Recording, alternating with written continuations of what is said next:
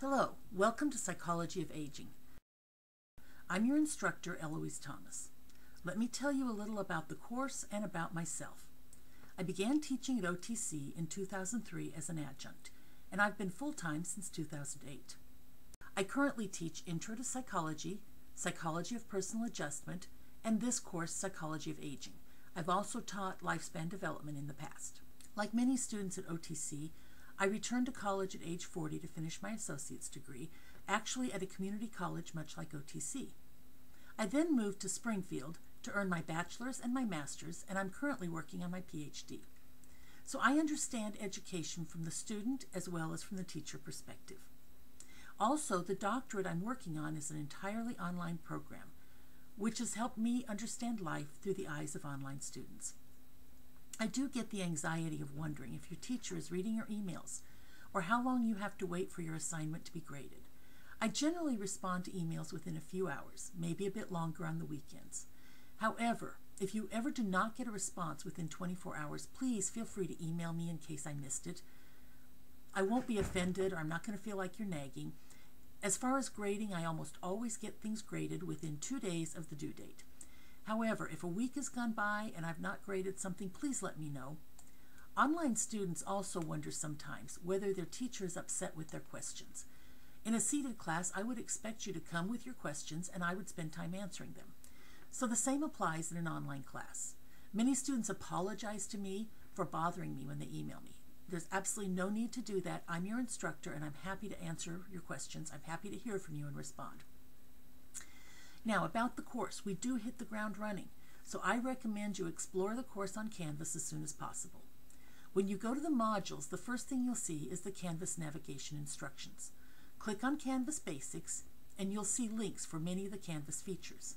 Some of you have already been using Canvas, but for some, this might be your first experience with it. Hopefully, you'll find the resources helpful. After the Canvas instructions, you're going to find 8 modules. As a student, it's really important to stay up to date in your classes, and this is especially important in an online class. The first item in each module is a summary page that gives a short introduction to the module and to the objectives, a checklist with due dates, and a list of all the readings and videos for the unit. You can link to those from that page as well as from the module page itself. In each module, the required chapters from your textbook are embedded into Canvas. You simply need to click the link and it's going to take you to the table of contents at the beginning of the chapter.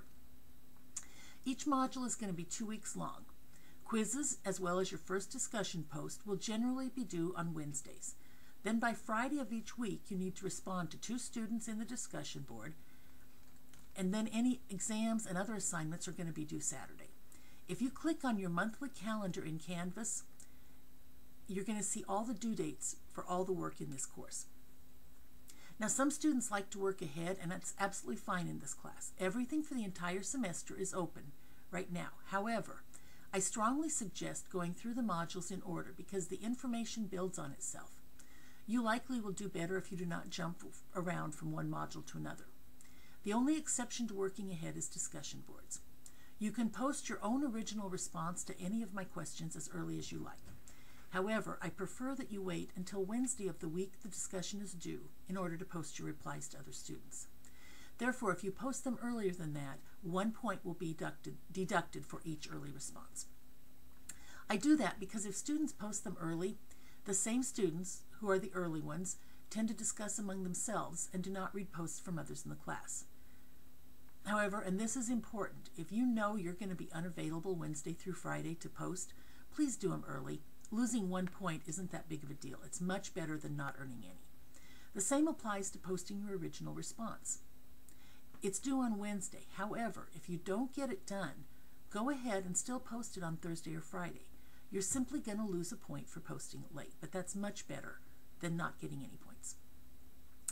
On that note, discussions are set so that you can't read other people's discussions until you've posted yours.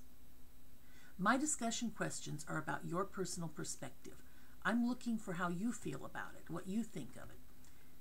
There aren't necessarily any right or wrong answers, but I want your original viewpoint before you've seen others. Finally, each week after I complete the grading for the module, I'm going to post an announcement with feedback, both about content as well as any reminders about upcoming activities. These announcements are going to include important information to help you succeed in the class. They'll be posted sometime between Saturday and Monday. Be sure to watch for them. They'll be located at the top of the homepage for the course. As I said before, let me know if you have any questions. Now, a bit about this course. You're going to learn a lot about normal development throughout adulthood. And yes, the facts, terms, and theories are important. However, one of my overall goals for this course is to help you develop a realistic view of aging. You may be surprised to learn that the majority of older adults report a high level of happiness and satisfaction with their lives. That's definitely contrary to so many of our culture's stereotypes of aging as a negative, lonely stage to be dreaded and feared.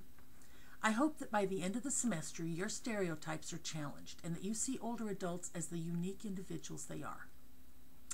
On the other hand, I'm not trying to paint a perfect picture of old age. It does include a lot of challenges and losses for many. There are a great deal of adjustments to be made. However, as you're going to see through the semester, most individuals rise to the occasion and they meet these challenges well. Don't panic when you see all the items in Module 1. Many of them are really short. One of the first items in Module 1 is Introductory Phone Call with Instructor. In order to get to know you, I would like to chat with you briefly. It's your chance to tell me what you hope to gain from the class and to ask any questions. It needs to occur within the first 2 weeks of the course. However, I suggest that you email me right away so we can schedule it. Simply email me with at least 3 available times during the first 2 weeks when you would be available for a call. Include your phone number. Then I'll return your email confirming a time. The sooner you submit this, the better chance that you'll get the time you would like.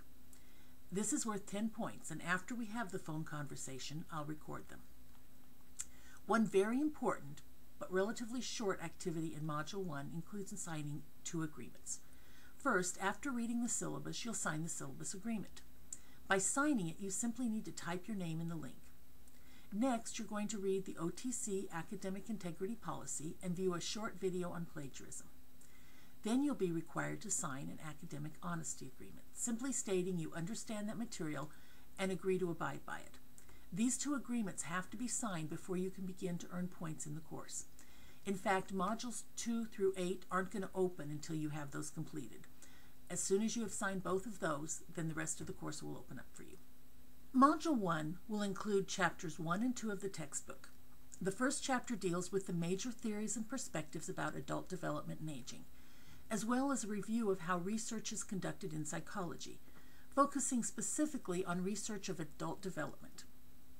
Then Chapter 2 addresses the neurobiology of adult development, including how neuroimaging has revealed what goes on in the brain as we develop through adulthood and old age.